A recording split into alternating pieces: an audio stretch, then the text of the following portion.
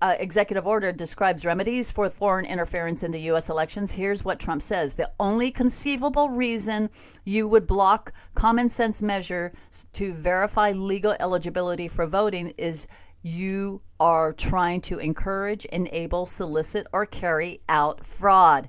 It is important for Americans to understand that these destructive changes to our election laws were not a necessary response to the pandemic. The pandemic simply gave the Democrats an excuse to do what they were trying to do for many, many years.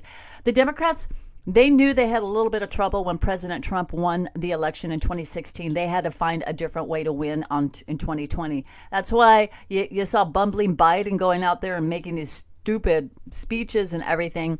Again, we know this is part of the movie, but it is for the Democrats to see all of this in action, right? They wanted to, the exposure has to be this way. Now it says treason, rendition, flights, and military tribunals. What is the remedy for such actions of treason in the United States? Under existing laws, it's a felony crime to try to rig votes. Under military law, during a time of war, it's treason, right? Under military law. And under the executive order, which each of the entities engaging in this behavior will have all their assets seized by the United States Treasury. Translated into plain English, that means Twitter, Facebook, CNN, Washington Post, Google, MSNBC, etc. Now, Google also applies to YouTube, are all now able to completely be seized, shut down, or taken over by the Trump administration as they all engaged in the defined behaviors outlined in the 2018 EO, which Trump was just cited. Guys, this is the biggie, all right? This right here is the big boom, and I'll share why. I'll share why in a moment. I'll share what the attorney pro US of A had shared, because this is the big boom. What we're seeing and what I've been reporting from other articles and posts is that we're seeing the takedown of the corrupt corporations. We're seeing that they are now under the control of those that are so corrupt, they get their assets seized, right? Those that have fraudulent corporations or entities. The SCOTUS ruled on the SEC can seize all their assets. The SEC had some major changes in their with their top dog, right? They are ready to just like explode. They have literally like 20 days to do all of this. Now, he talks a little bit about Gina Haspel. I am not sharing a whole lot about Gina Haspel because I haven't gotten any kind of information, so I want to wait until I can get things confirmed. But I wanted to share this here. Trump really has the authorization to respond to acts of cyber warfare with coordinated conventional military actions. Read 10 U.S.C. Section 394, authorities concerning military cyber operations. Now, this is General Flynn's area of expertise. What great timing for General Flynn to get pardoned, right? Then Trump announced offensive cyber operations just 1 week after signing his the executive order 13848 that he signed on September 12th of 2018. The strategy incorporates a new classified presidential directive that replaced one from the Obama administration. It allows the military and other agencies to undertake cyber operations intended to protect their systems and the nation's critical networks. What would be considered offensive cyber operations? Kraken, of course. All right. So, guys, do you see how all of this is tying in? Everything is leading back to the Constitution, and it's also leading back to the NESARA. Gitmo must be at full capacity at this point with lots of detainees on their way. Now, this is what I'll do. I'll share a little bit of digging I did on this as well. But this is what this is what's going on, guys.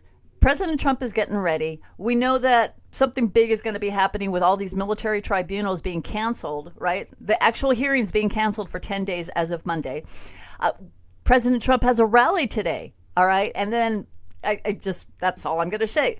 Trump may still need 1 million armed patriots to show up at D.C. That's going to be big. I wish I was close to D.C. I would be there as well.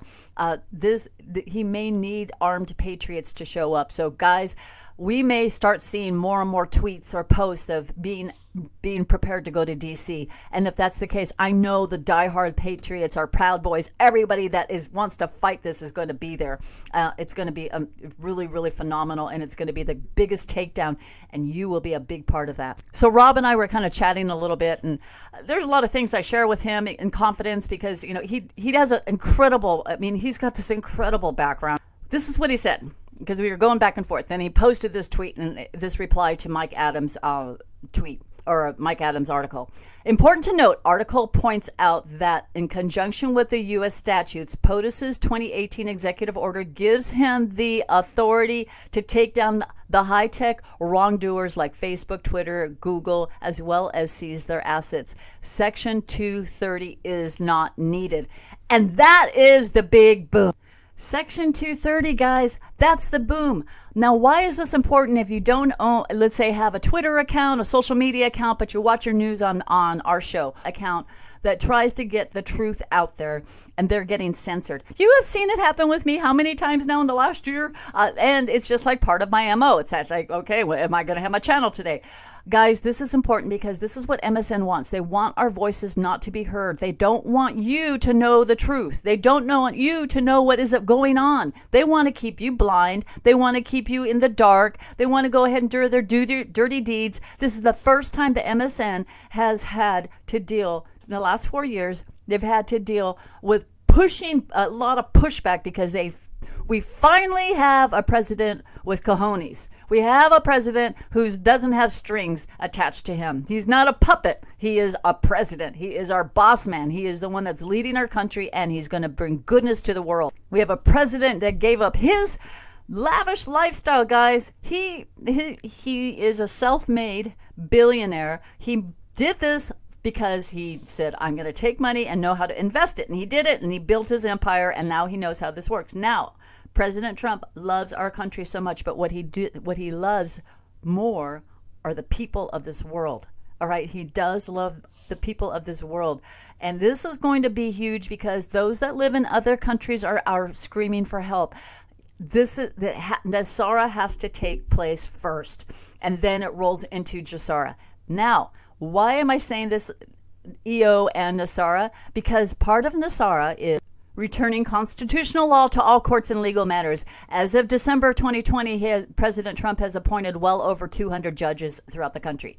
Reinstates the original title of nobility amendment. Hundreds of thousands of Americans under the control of foreign powers, which we're seeing right now, will lose their citizenship, guys, be deported to other countries and barred from re-entry for the remainder of their life. Monitors elections and prevents illegal election activities of special interest groups. And the special interest groups is now China. Restores financial privacy. Going after Google, Twitter, Facebook. Guys, we talked about this yesterday. It wasn't about, oh, let's just share your picnic photos and your baby photos. No, they wanted your information. They wanted all that private information that you have. Airbnb, of all places, they have your everything. They have everything but your fingerprints.